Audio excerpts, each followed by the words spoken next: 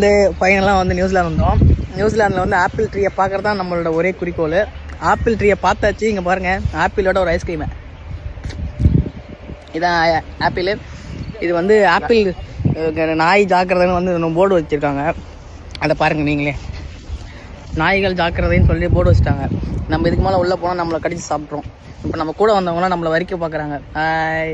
நாளைக்கு நான் என்னோடய யூடியூப் சேனலில் வந்து இதை நான் போஸ்ட் பண்ணுவேன். பாருங்கள், நிறைய ஆப்பிள் இருக்குதுங்க. ஆனால் வந்து எதுவுமே முட்டலை, எல்லாம் சின்ன ஆப்பிளாக இருக்குது.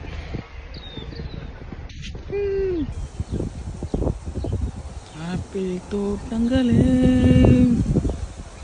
அப்படிதான் மச்சான்.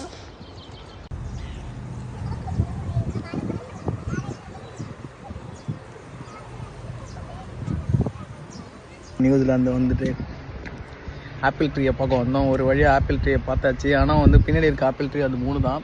ஆக்சுவலி அது வந்து இப்போ சீசன் இல்லாதனால எல்லாமே சின்னதாக இருக்குது. ஆனால் ஒரு நல்ல ஒரு ஃபீலிங். ஏன்னா லாஸ்ட் கான்டாக்ட் இதே மாதிரி இந்த இடத்துக்கு வந்தேன். ஆனால் வந்து என்னால் பார்க்க முடியல. வழியாக தான் கிராஸ் பண்ணி போனேன். ஆக்சுவலி அப்போ நான் வந்து அதை பார்க்கல, மரத்தை ஒரு அண்ணன் சொன்னாங்க, அது மூலிமா வந்தேன்.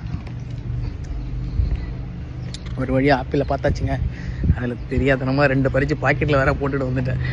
ஏன்னா அது நாய்கள் ஜாக்கிரதைன்னு இருந்ததுனால ஒரு வேளை நாய் வந்துச்சு நான் என்ன பண்ணேன், அதனால தான் முன்னெச்சரிக்கையாக ஓடி வந்துட்டேன்.